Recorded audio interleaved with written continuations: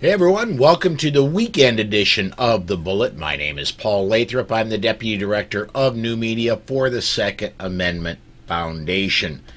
Joining me today on this 12th of November, the day after Veterans Day 2022, on the left side of the screen over there, you've got Rob Morse from Self-Defense Gun Stories.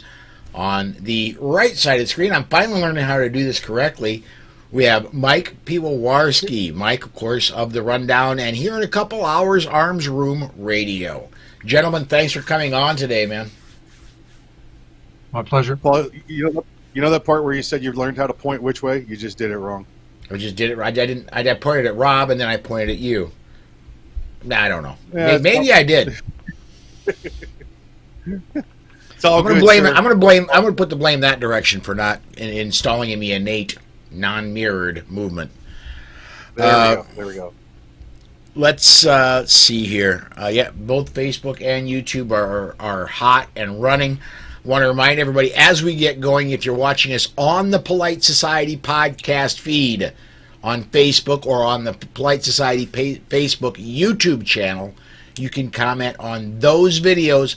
I'll get those comments right away. If you're catching us on OpsLens, if you're catching us on another page other than Polite Society, go to those pages or go to Twitter.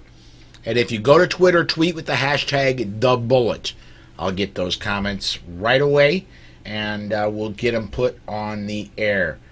And as I get Facebook connected here, gentlemen, the big story of the week, and I don't think there could be a bigger one, was we had the midterms. Turned out we didn't get the red tsunami that was widely predicted. We got a red ripple, or that sounds like a good drink, right? Ugh, no. Anyway, go on. But we had some movement. The House looks like it's going to be solidly red. How solidly, I don't know, but the House is going to turn red. Senate, we don't know yet. Just like 2020, we're going to have to wait for a runoff in Georgia. It looks like for us to see which way the Senate goes. And then there's two positives to the election that I was absolutely able to come up with as I was doing pre-show story lookup. Number one, Iowa gets a brand new Second Amendment to their state constitution. So right. even if something happens to the federal Second Amendment, which please no, but even if something happens to the federal Second Amendment, Iowa's got a state one to back it up.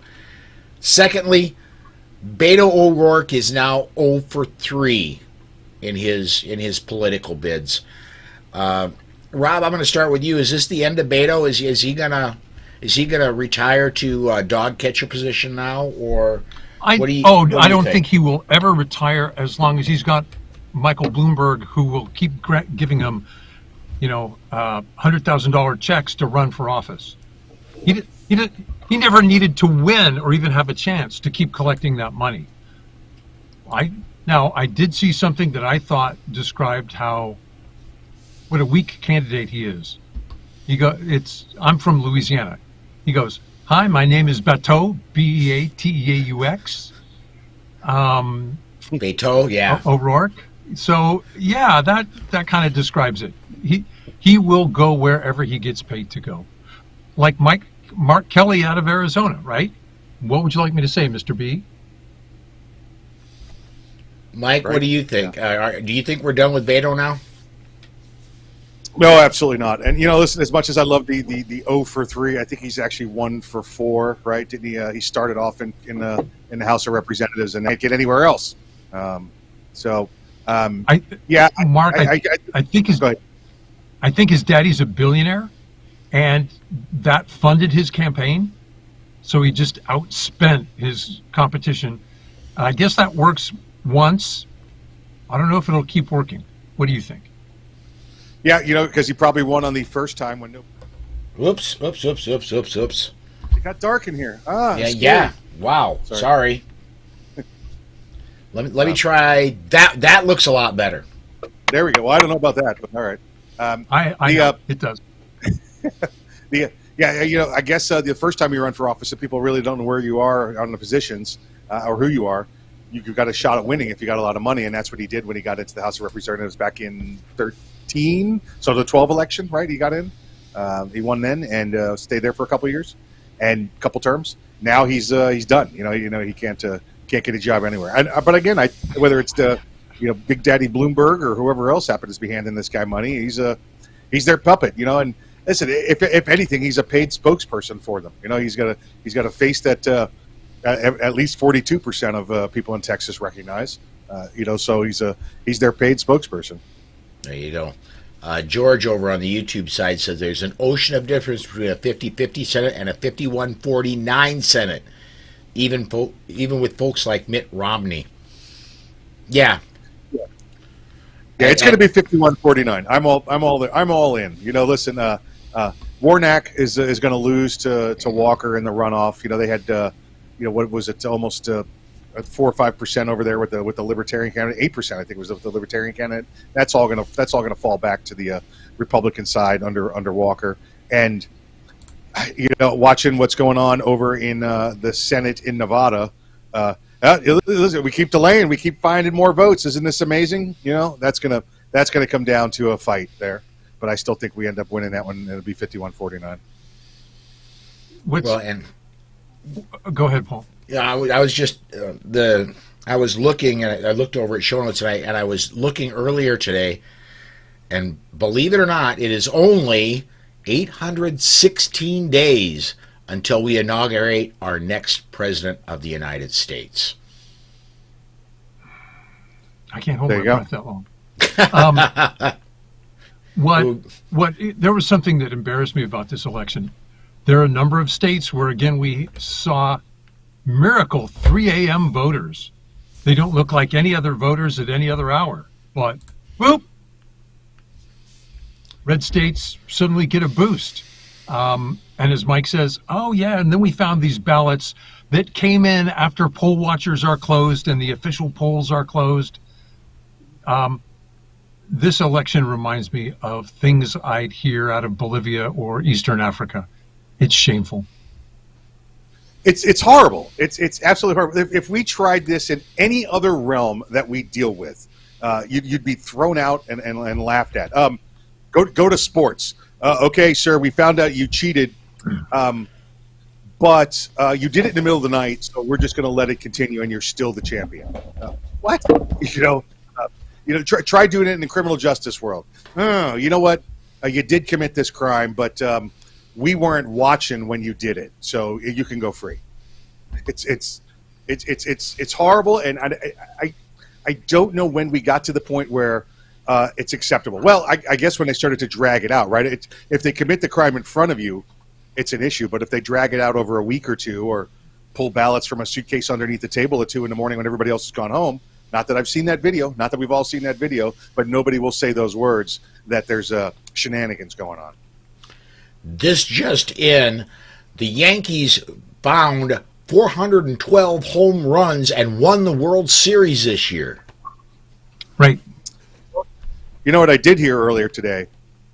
That the Phillies still have a chance to win the World Series as long as Mike Pence does the right thing.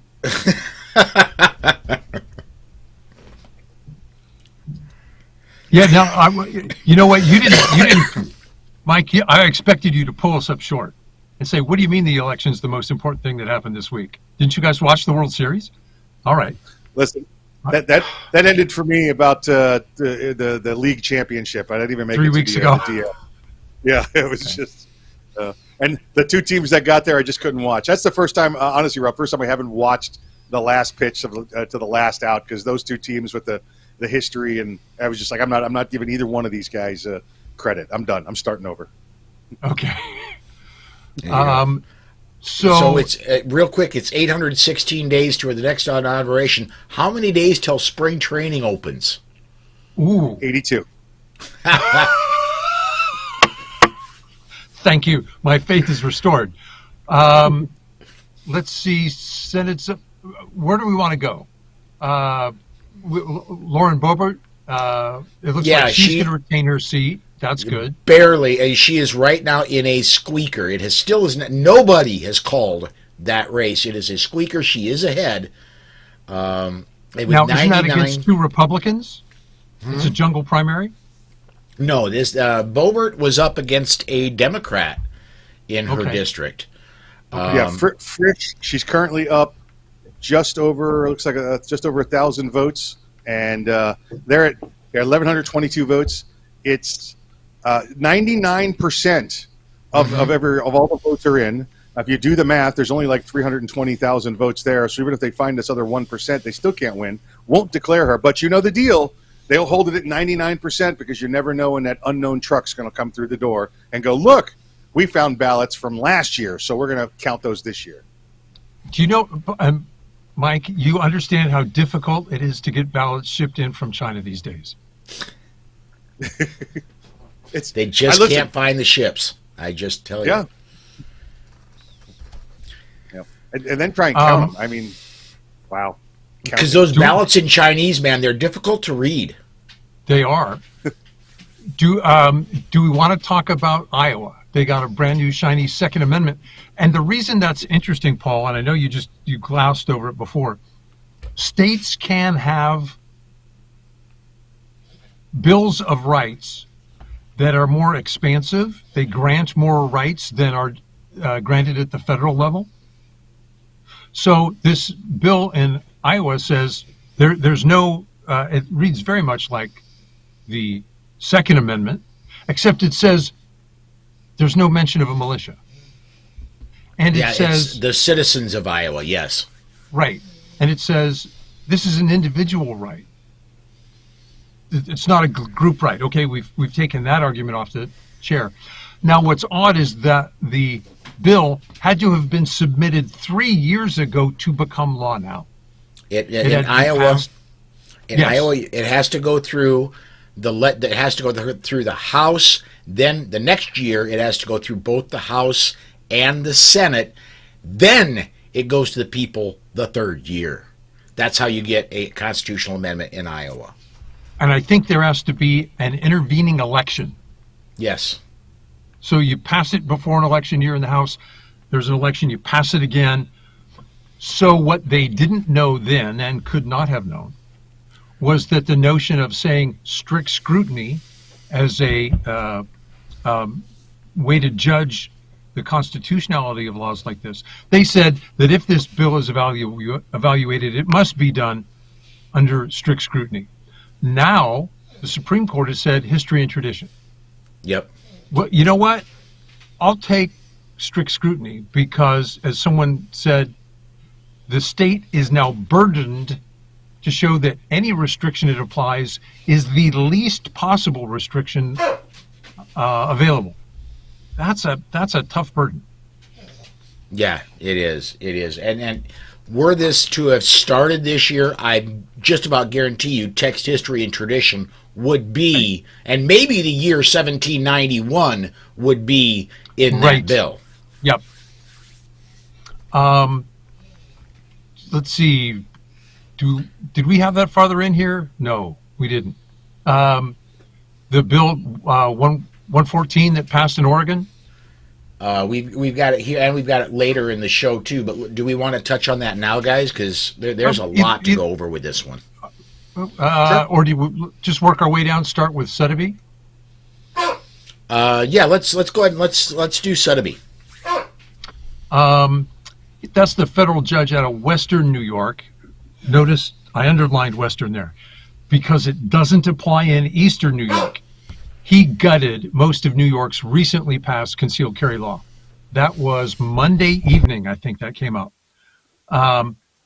When we say gutted, the technical term is enjoined.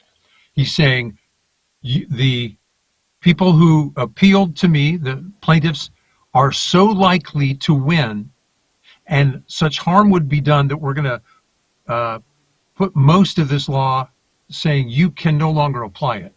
So in Western New York, we can now legally carry in any location that provides behavioral health, chemical dependency, care, or services. okay, you're visiting your grandpa who's drying out, or your nephew, you can carry there. Now, the clinic can have a no gun sign, but that's separate than the state keeping you from carrying there. You can carry in churches or places of religious observation. See, like for Mike, I'm thinking baseball stadium. Public parks. I'm curious. These the list that we're looking at here. Is this? Did he put this list out, or is this what we're just surmising? He put it out. Okay. No, it's a Mike. It's some on here that are still a little like, airports is, that's not New York state law. Airports, they could restrict the area of an airport's federal law. That's not New York state law. So I hope he clarifies a lot of this so people don't go getting in trouble. It's 184 pages, Mike. So when I went through it, I had to squeeze most of it out. And you bring up public parks and zoos, aviation, transportation, airports, and buses. Look, there's still, when you walk up to TSA, y'all better have your gun put away and packaged properly for TSA. But the original law said you can't even come up anywhere near. In fact, maybe the parking lot was a secure location or sensitive location, and Judge Sotheby said, no, it's not. There's 44 states that you can carry in the non-TSA portion of the airport. You can carry. So based on that whole, listen, I'm going to pick somebody up and they're in baggage claim. Well, baggage claim's not in the restricted access area. So there is, I think it's 44 states that you can do that. You can be in the parking lot. New York, obviously not one of them, but, or New York City, excuse me. There you go. Not one of them. In Western New York, it now is one of those 44. South Dakota is another one. I can go right up to TSA gate. I just can't go through the TSA gate. Right. Yeah. And Robert, before this judge in Western New York, but this would seem to apply to all of New York State, right? Even the other municipalities. Just the Western District of New York. Nope. Really? Interesting. Yeah. Interesting. It gets its own federal district. Yeah. New York said you can't carry where people consume alcohol. It doesn't say if you drink. It said if they sell alcohol for consumption. The judge said that's silly because if you don't drink, who cares?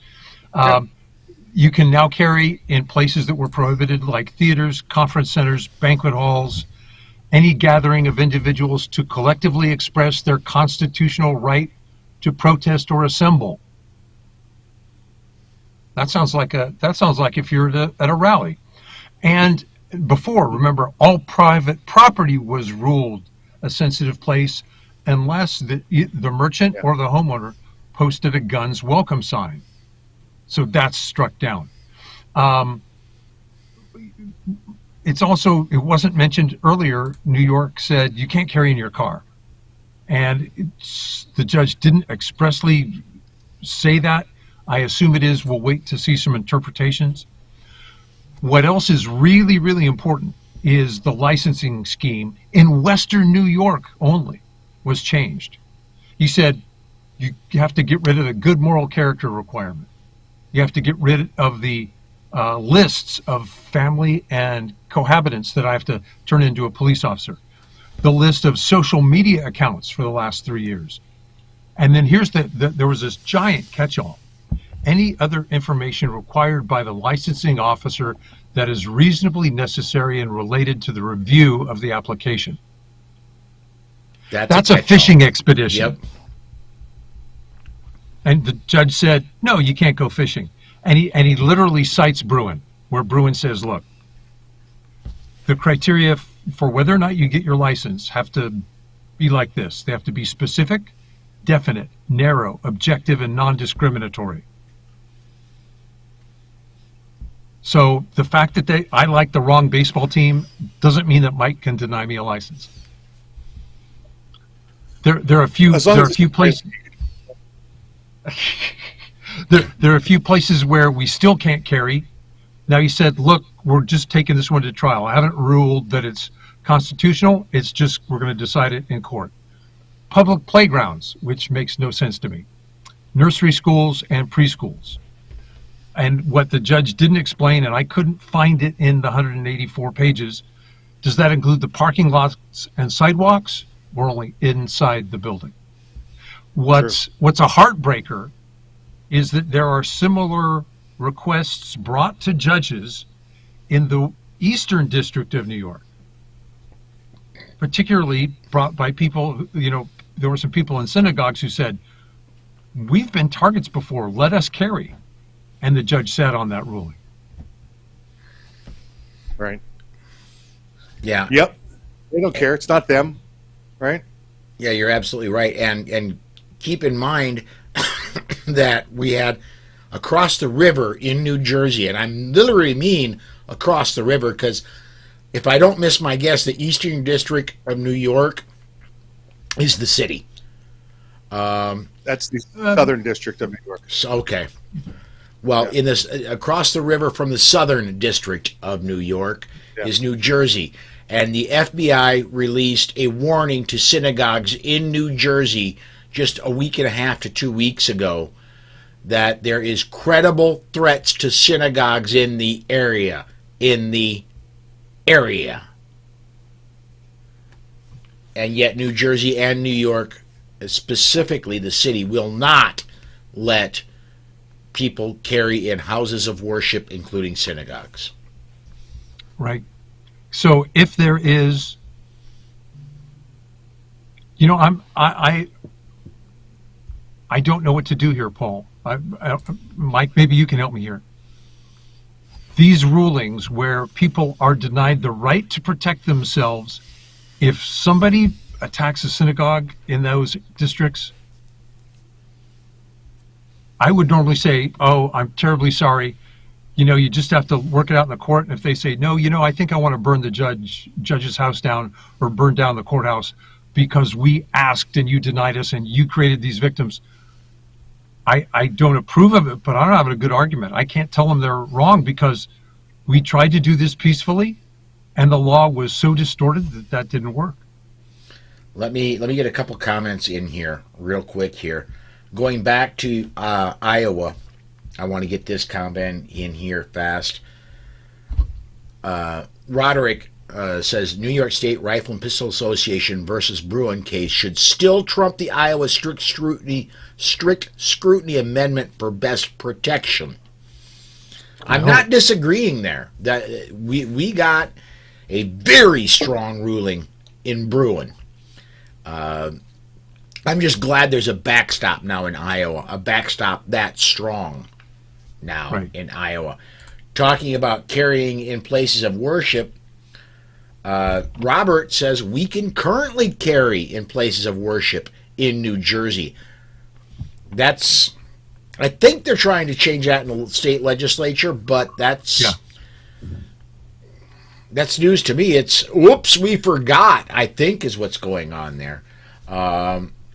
And he also says the only actual prohibited places in New Jersey are schools, colleges, and universities, and other educational facilities. But the legislature is trying. But the legislature is still in session. What difference does it make where it's legal to carry if they're not going to let you carry a gun in the first place? Oh, look, you can carry here, you can carry there. We're just not going to approve you the right to carry. So you can carry it anywhere you want. We're just not going to let you have a gun. So what difference does it make in New Jersey? I'm looking through the New York ruling here because it sounded confusing and maybe I misunderstood it. This federal judge struck down a New York law. That means that applies to all of New York, not just in his federal district to the west. Really? Just like when any federal judge comes out in Hawaii, right, and says, I'm putting an injunction against this, it means the state law is invalid. It doesn't mean the state law in only the place where he has. Remember, when he writes a ruling and he gives a jurisdictional ruling, that applies everywhere where that law applies. You can't. There's no way to separate that out. And I'm trying to find that. I thought I saw that. And I'm looking through the article that we're looking through now, and it doesn't say that it's only in the Western Circuit. In fact, it cites places like Times Square that you can now carry. Why would it cite Times Square if he's Western District? That was mentioned in Bruin. You know what, Mike? Let me dig. Okay. Great question. And I wish this was one of the Saturdays that we had Alex Uli with us. He would Let's be give able him a to, yeah, give him a ring. Yeah. Hey, Alex, we need you. But what Mike's saying does make sense. I never thought of that. Let me get this You never comment thought you'd in say here. that either. Robert also says casinos are also prohibited going back to New Jersey, but that's an administrative rule. I think you'd have a hard time finding a casino in the United States that doesn't have that rule. Casinos in Las Vegas, it is legal to carry a firearm, either opened or concealed, if the casino posts a sign that says it's okay. That's completely up to the individual casinos there. Okay. Wow. Well, yeah, I don't know if you can call them casinos. They're video lottery businesses, but they advertise them as casinos here in South Dakota, and they make more than 50% of their income from the sale of alcohol, so they're verboten here. Gotcha. Well, although, I would bet they actually make more than 50% of their money on video lottery. So, maybe not, but anyway. Let's see, what do we got next on the topic list here? Pennsylvania legislator ended the state's prohibition on automatic knives. For most of America, they call them switchblades. The only 4 states that still outlaw them are Washington, Minnesota, Hawaii, and New Mexico. How does New Mexico have a ban on knives? You got me. It's like when they talk about all the laws, like when we talk about like open carry. Remember, open carry now is in 46 states. Remember, we had it in 45, and South Carolina was always one of the ones with the ban on open carry. And you're like, how is South Carolina in the middle of the South have a ban on open carry? And then they corrected it. And, of course, it ends up turning out it was a Jim Crow thing. That's why they stopped it. But always surprised when I get those lists of where are the ones that have the different rules. And I want to give a shout out to Doug Ritter and the good folks over at Knife Rights. They do a very good job over there. They call themselves the second front on the battle to win back the Second Amendment. And they are absolutely that. Knives are arms. They're fantastic tools, but they're also arms. And so I'm honestly thinking they should be celebrating the Bruin decision just as much as we do on a daily basis. Oh, yeah. Yeah, right. Let's see here. And then, I want to. Next up, I have back up over at the show notes. I have Oregon Measure 114, and these are reasons I put down that it hurts. Not that it hurts economically challenged. It hurts the poor. I was going to say economically challenged, but it hurts the poor. $65 to obtain a purchase permit, and that $65 is for each firearm. So if you want a firearm and your wife wants a firearm, or the other way around, you want a firearm, your husband wants a firearm, now you're at $130. Well, let's dig deeper there. The argument was, well, we wouldn't want people who are unregistered to have a firearm. That's why we need these licenses, background checks, and training. I go, wait a minute, I have a gun. If I were going to use a firearm in an illegal manner, I've already got one. You're not disarming me. So what possible public safety purpose could it have to make me go register the second gun? The first one would work just fine if I wanted to commit mayhem. To suck more money out of you and to delay you more. Yes. But remember, this is a human right, the right of self-defense. So, see you bastards in court. Mike, you were starting to say something. Yeah, you're forgetting the obvious here, guys. Doc Holliday had 2 guns, right? and he had tuberculosis. So therefore, if you have two guns, you're going to get tuberculosis. They're just looking out for your health. Very good. It's thinking like, yeah, you are amazing. Other things about 114, and this is going to go into law, and I expect lawsuits in 5, 4, 3. Anyway, you must get a permit and training from your local PD. Meanwhile, no local PDs are set up to do this. Also, if you're a first-time buyer, you must have, or anybody to get a pistol purchase permit, you have to have live fire training to get a pistol purchase permit. Yeah. If you don't own a firearm, how are you going to get live fire training if you don't have a firearm? And also, one more thing I want to bring up here, and this is for everybody, not just for the poor. There's no, if you or I go to the, well, I don't have to go through a NICS, but because I've got an enhanced South Dakota permit. But if the normal person goes to the gun store, fills out a 4473, the FBI has 5 business days to come back.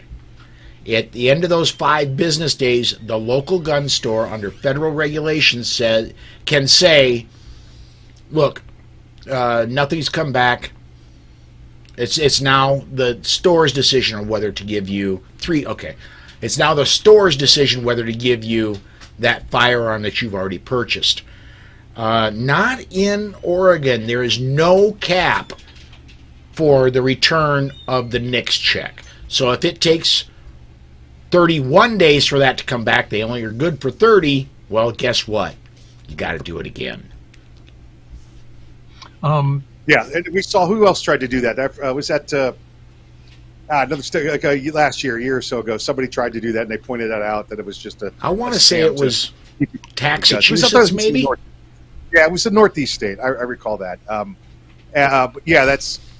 Again, it's just let's find a way to take away your guns without telling you we're taking away your guns. You know, it's one of those kind of issues. Well, it's unfortunately this didn't happen in San Diego, because I could imagine Judge Benitez, sometimes called Saint Benitez down there, saying, "Oh, you imposed this requirement. Well, since you have police training academies, you'll let individuals come for free. They can use the same guns you hand out to officers during training. You suck up the bill.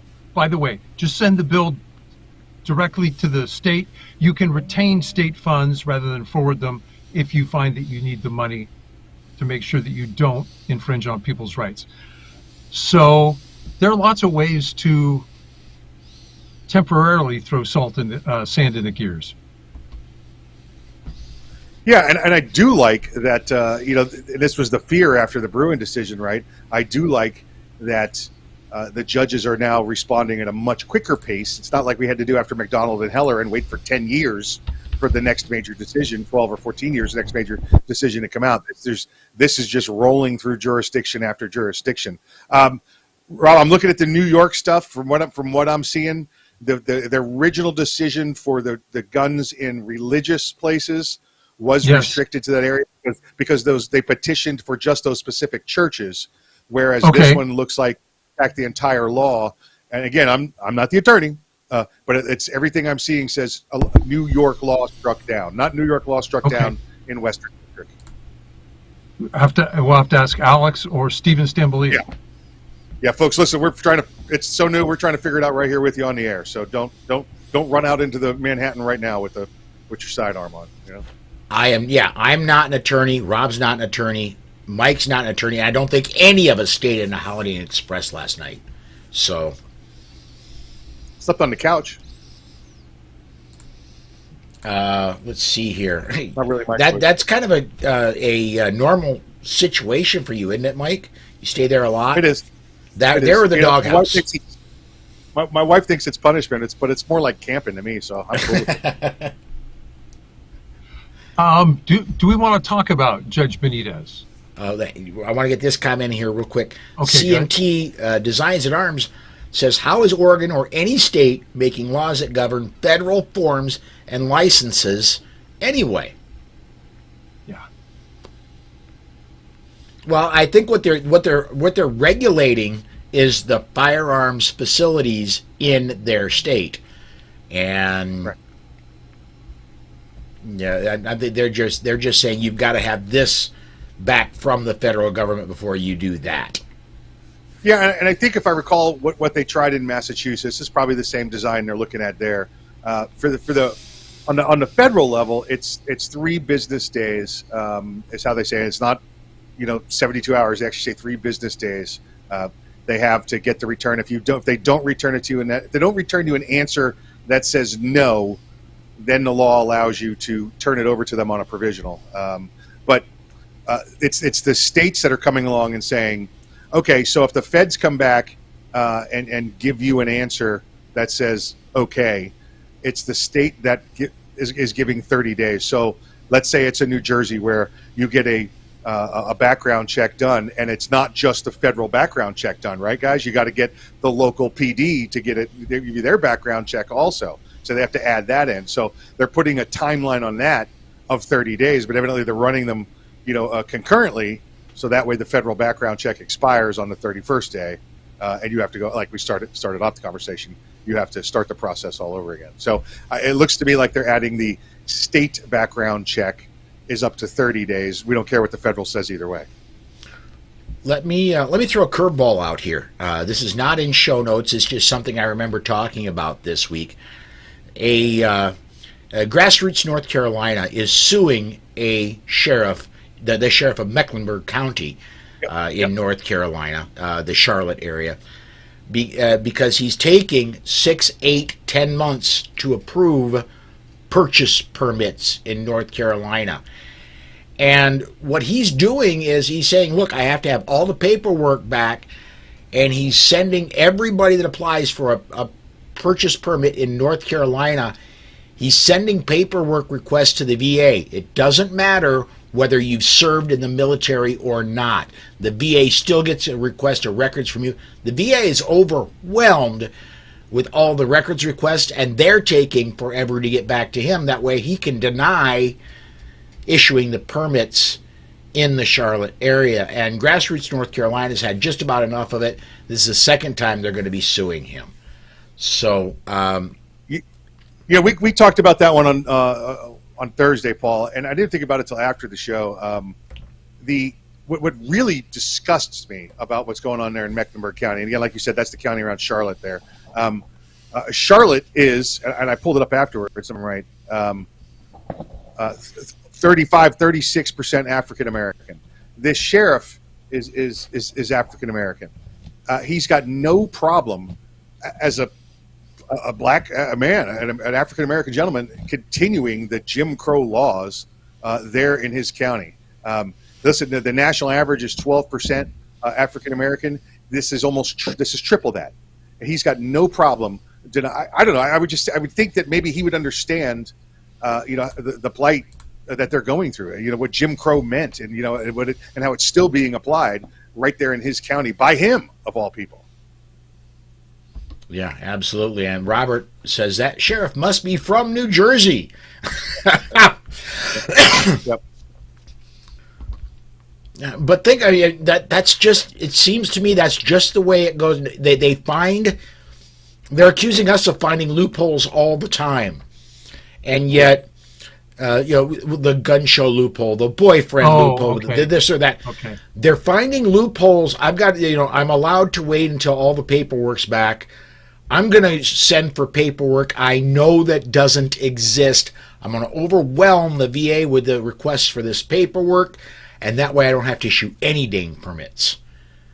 What's And what the interesting VA's going to do? The VA's just going to, what? No, go away. It's not that they're too busy to do it, guys. They're just going to be like, who are you? Go away. We don't care. And he'll deny them because of that. Oh, refuse to submit. They refuse to give us. And maybe that's why he went to the VA, because they refused to give him, because that stuff's all protected. Remember? HIPAA? HIPAA. What's interesting is, what are there, 99? Are there 100 counties in South Carolina? And In North Carolina, let me look. in North Carolina, we don't see these problems with the other counties. So this guy has invented it, which means it shouldn't take a judge at a very high level, like I'm just thinking state appeals court, who goes, Sheriff, you have a problem and you're all going to fix it. There are 100 counties in North Carolina. I'm not going to read them all off. We do not have that time. I didn't remember that. Yeah. So the 99 others manage this problem. That, to me, makes it, the judge ought not need very long.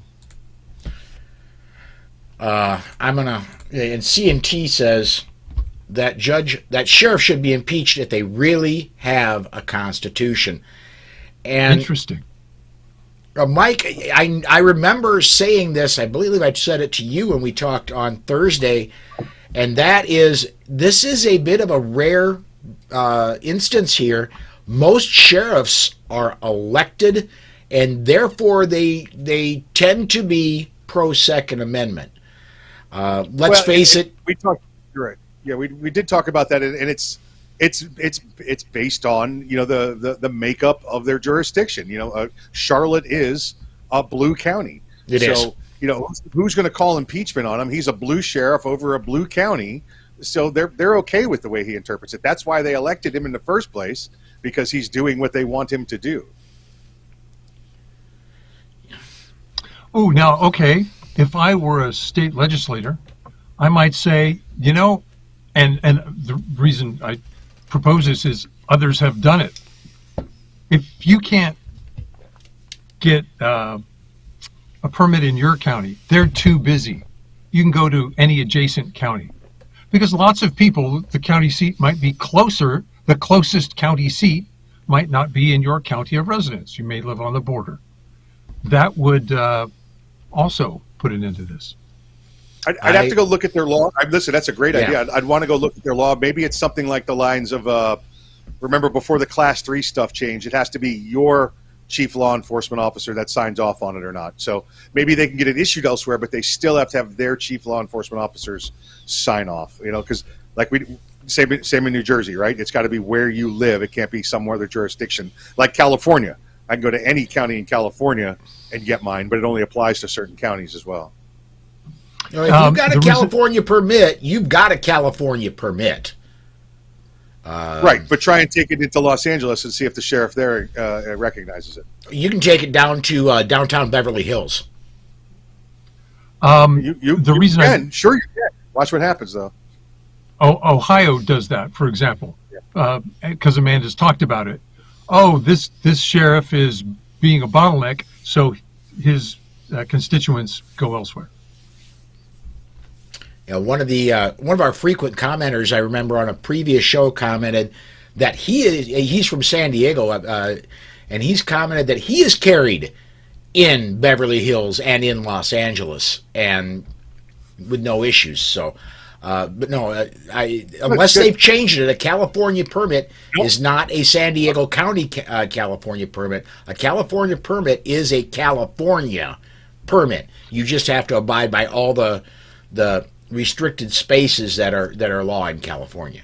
That's the issue. That's where my next point was. And listen, I'm not fighting with what you said. That sounds better. I don't know California law that well. That's what I got Craig for. But they don't have a preemption there, or a strong preemption like we do. So I wonder how many of those.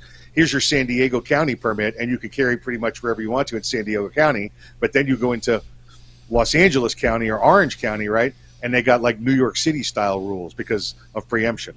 They don't have a strong preemption. So every jurisdiction can say, well, you can carry a gun, but you can't wear blue shirts while you carry a gun, or whatever the ridiculousness is. So you better be aware. Know your rules and laws, folks. There you go. Yes, absolutely. Let's see here. This is a rarity, guys. I think we're running out of topics. I want to dive all the way to the bottom, because I'm eager to write this news article. Judge Roger Benitez has had the assault weapons ban. He ruled on it, threw it up to a 3-judge appeals court, went to the Supreme Court. They didn't rule on it. They accepted the case, said, you guys got it wrong. Go back and reconsider in light of the Bruin decision.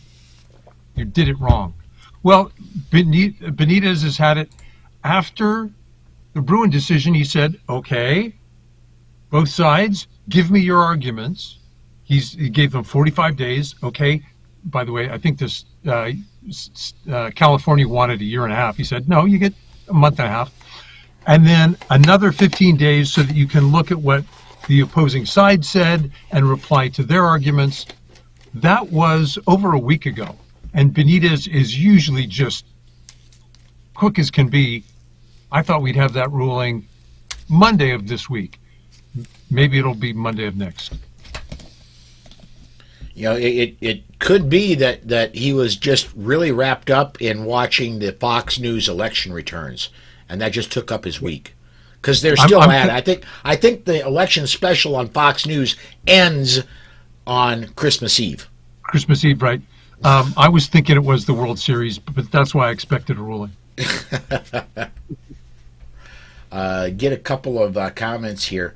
Mike White, going back to California. L.A. Sheriff Villanueva has changed to be Pro 2A, and Orange County is Pro 2A. That's good stuff right there. And I think Riverside. There are 50-plus counties in California. I think there's less than a dozen that don't issue. Mm-hmm. Out of the 30-plus million, it's 11 or 12 million, though, who live in those. Right.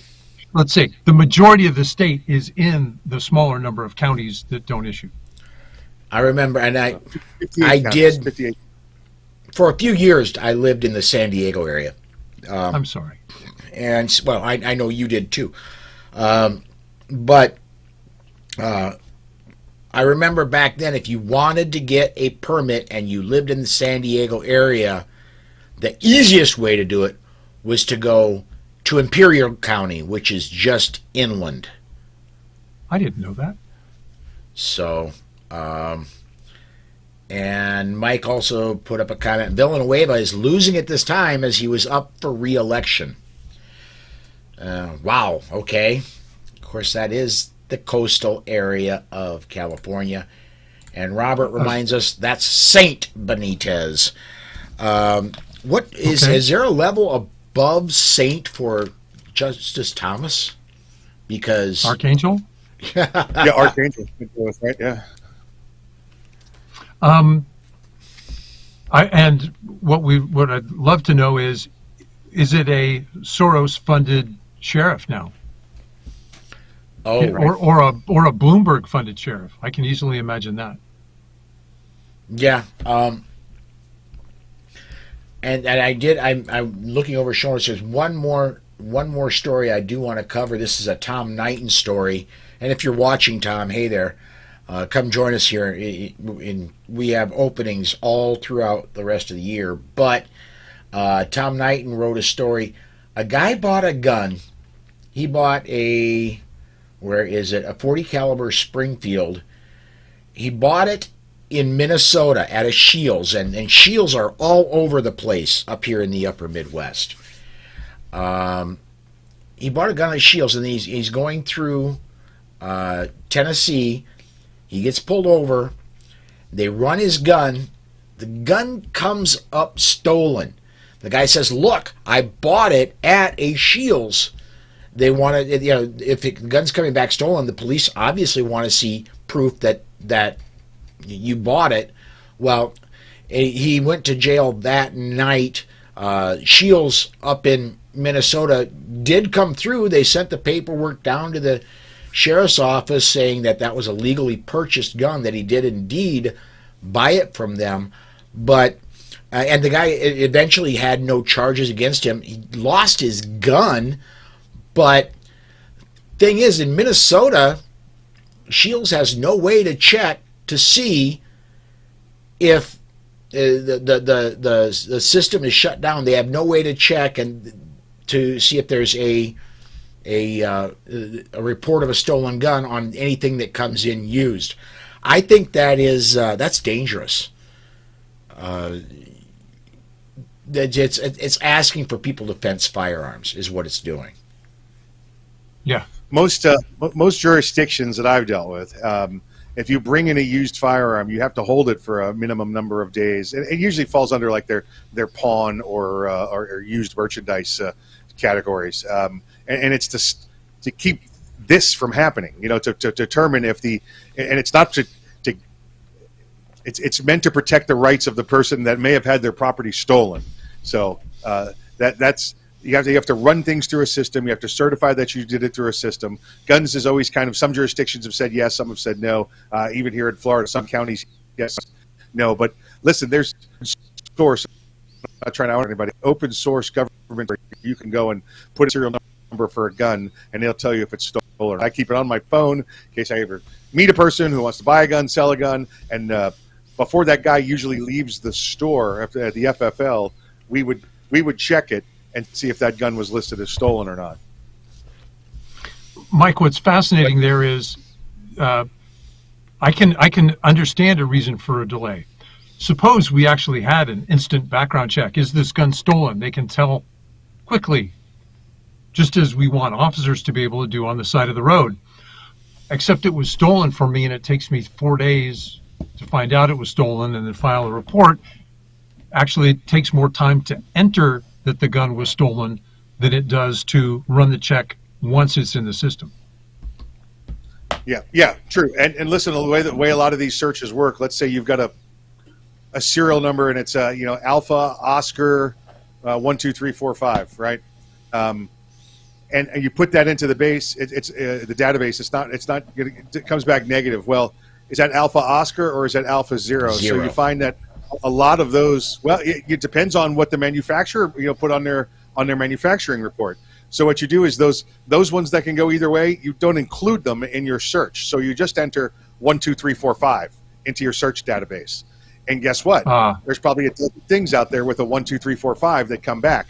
Busy dispatcher says it comes back stolen. This guy ends up going back and forth with them, and he ends up in jail until they get it figured out. But it's not just based on the serial number. It's supposed to be, just like if you have a warrant for your arrest, and I go, Paul Lathrop has a warrant for your arrest. Let me confirm, though, he's a 3-foot Asian man. No, he's not. Okay, according to this, he is, so take him to jail. No, I mean, we wouldn't do that with a person. Why would we do that with property? I remember standing with a guy one time that they thought he had a warrant, and the dispatcher asked me, how many legs does he have?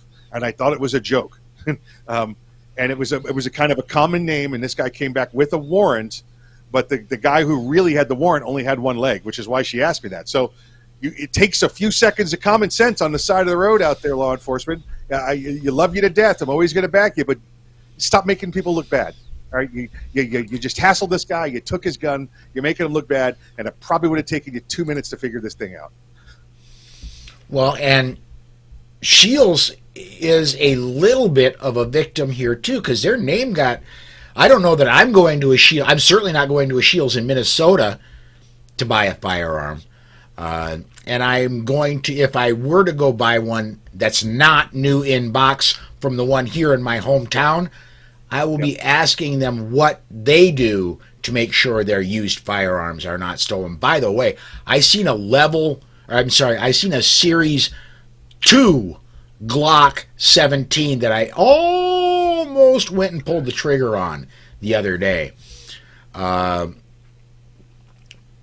at any rate, I'm gonna, before I purchase, I think from anybody after I've seen this story, a used firearm, I'm gonna make sure they know how. I want to know how they know how it's not stolen.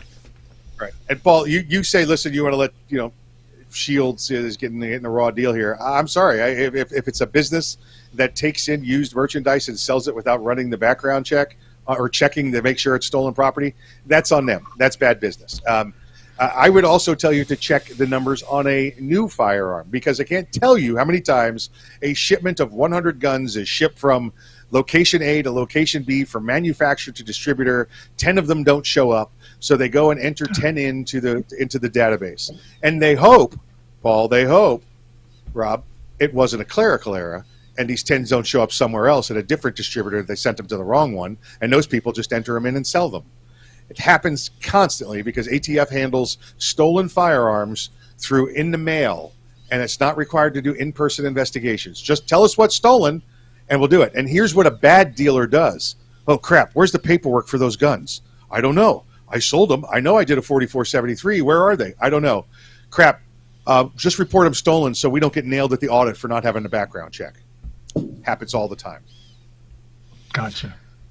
Well, and the stolen firearms, and I can't remember if we talked about this last weekend or not, guys, but I do remember a story recently. The ATF is losing firearms, and they're losing them big, thousands over a few years. Yeah, but to his credit, that security guard made sure he was the only one stealing. Nobody else was allowed. He just got a few thousand of them? Is that what you're saying? Yeah, that's it. Nobody else. I mean, he narrowed it down to just him. I mean, he didn't let anybody else steal. He was doing that part of his job. All righty then. Well, hey, guys, we are coming up to the top of the hour, coming up to the time we have for today. Mike, I'm going to start with you because you've got a radio show coming up in another hour or so. Tell us about the rundown. Tell us about Arms Room Radio, will you? Sure. Rundown comes on, when do we come on? 5 o'clock Eastern time during the week. Opsland, Stitcher, Spotify, all those places you can watch videos, YouTube. And it's me and Craig doing, conservative commentary, let's say that. So we spread out just beyond the Second Amendment stuff that we do here. Then, of course, the Arms Room Radio. We started it all there about 8 years ago. Saturdays, 3 to 5 p.m. Go to armsroomradio.com. That's armsroomradio.com. You can see where to listen, or just listen there live. And come enjoy us. We are. They call it voyeur radio. So listening to us is like sitting in a bar listening to two guys have a nice conversation. And that's what we try to. We try to be entertaining and informative. That's what we do. All right. Rob, self-defense, gun stories, your blog, anything else you want to plug, bud? Well, I co-host the Polite Society podcast with you, Paul. We've been doing that for a decade now, isn't it? Yes. Pretty close. And from Slow Facts, a lot of my writing is picked up and carried at Amelland. Yeah, I thought you said the Polite Sorority podcast, and that's a whole different thing. I think that's Polite Society. Wait, is that still on VHS down there? All right. And I don't think those were ones that were sold out in the regular. I think you had to go to get those. You had to go to the back room behind a curtain. Right. Behind the curtain? All right. Folks, that is going to do it for us this week. Thanks for watching. Thanks for commenting. Please do come join me next week, 5 p.m. Central Time, for the Bullet Monday through Friday. And, of course, next weekend, let me pull up my calendar here real quick. Next weekend, we have Beth Alcazar, Alex Uli will be back next weekend, and Dan Waz will be your commentators next weekend for the Weekly Bullet. Thanks again for watching, everybody. Until then, we'll see you next time.